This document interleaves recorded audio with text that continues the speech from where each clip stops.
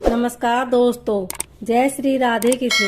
श्री सत्यनारायण कथा का तीसरा अध्याय सुनने के बाद आप हमारे चैनल को सब्सक्राइब करें, बेल आइकन को प्रेस करें ताकि हमारी वीडियो की नोटिफिकेशन सबसे पहले आप तक पहुंचे। वीडियो को लाइक और शेयर जरूर करें।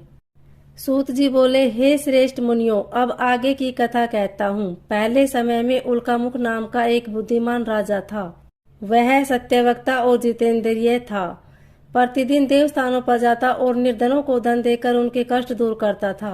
उनकी पत्नी कमल के समान मुखवाली तथा सती साध्वी थी।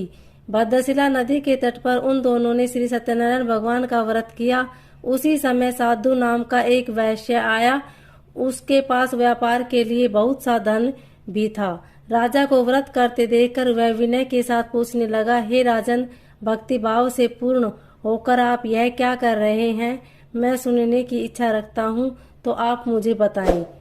राजा बोला, हे साधु, अपने बंधु बांधवों के साथ पुत्रादि की प्राप्ति के लिए महाशक्तिमान श्री सत्यनारायण भगवान का व्रत व पूजन कर रहा हूँ। राजा के वचन सुन साधु आदर से बोला, हे राजन, मुझे इस व्रत का सारा विधान कहिए। आपकी कथानुसार मैं भी इस व्रत को करूँगा।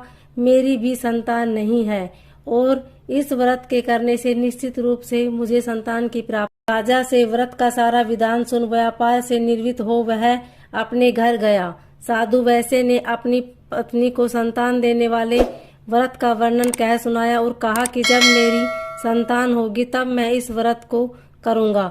साधु ने इस तरह के वचन अपनी पत्नी लीलावती से कहे।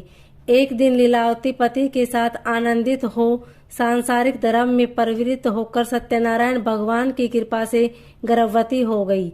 10वें महीने में उसके गर्भ से एक सुंदर कन्या ने जन्म लिया। दिनों दिन वह ऐसे बढ़ने लगी जैसे शुक्ल पक्ष का चंद्रमा बढ़ता है।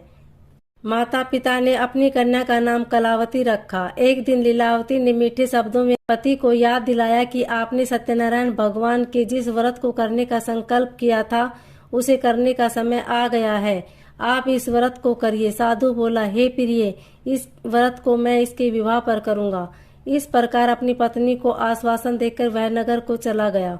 कलिता के घर में रह वृद्धि को प्राप्त हो गई। साधु ने एक बार नगर में अपनी कन्या को सखियों के साथ देखा तो तुरंत ही दूत बुलाया और कहा कि मेरी कन्या के योग्य वर देख कर लाओ। साधु की बात सुनकर दूत कंचन नगर में पहुंचा और वहां देखभाल कर लड़की के सुयोग्य वणिक पुत्र को ले आया।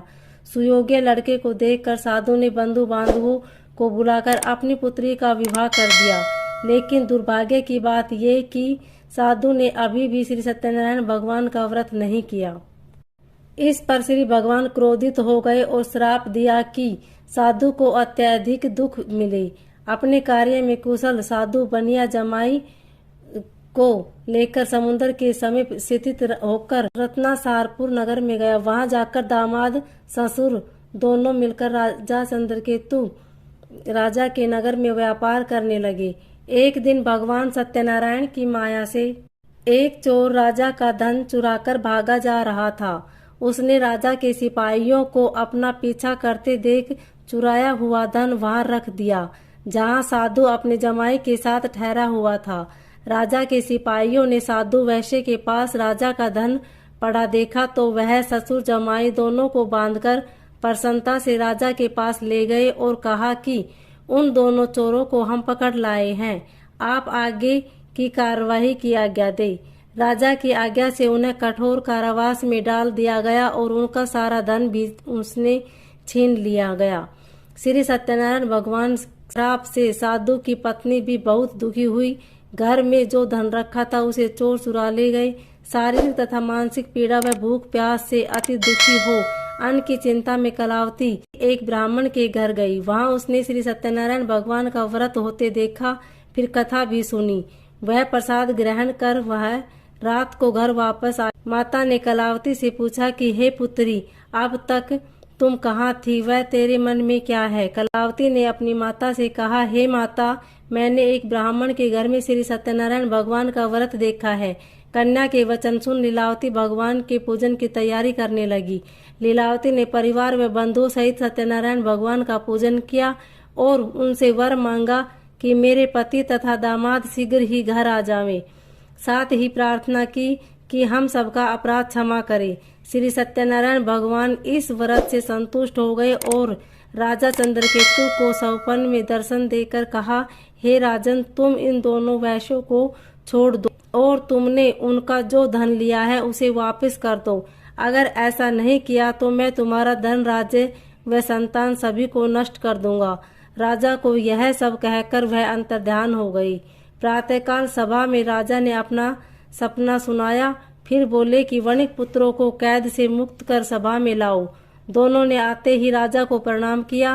राजा मीठी वाणी में बोला, हे महानुभाव, भाग्यवश ऐसा कठिन दुख तुम्हें प्राप्त हुआ है, लेकिन अब तुम्हें कोई भय नहीं है।